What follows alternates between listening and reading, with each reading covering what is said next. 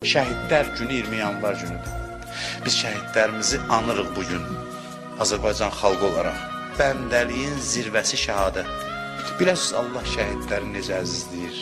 Onda şəhid ailələri, qəmləri azalar, ürəklərində sevinc gələr. Şəhid anaları bizə baxır, ataları bizə baxır, bilirəm.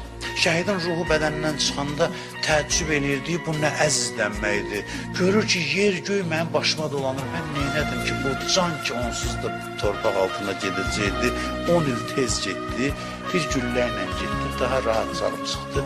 Amma bu qədər neymət, o əzizlənmək var, qarşılanma mərasimi, o bir dəfə olur da şəhid hamı üçün. Cənnətdə həmişə qalacaq, şəhidin neyməti çoxdur, amma o qarşılanma mərasimini, o əzizlənmək, təzdən yaşamaq üçün bir də istəyirəm, canım çıxanda ki, görüm, mələklər çıxdı, biz bilmirik də nədir o. Onu görənlər bilir, Allah onlara nəsib edib, Allah arzusunda olanlara nəsib eləsin inşallah. 20 yanvar şəhidlərini, ümumən şəhidlərimizin ruhun ehtiramla yad edirik. Allah onların ruhun bizə şəfayətçi və duaçı qərar versin.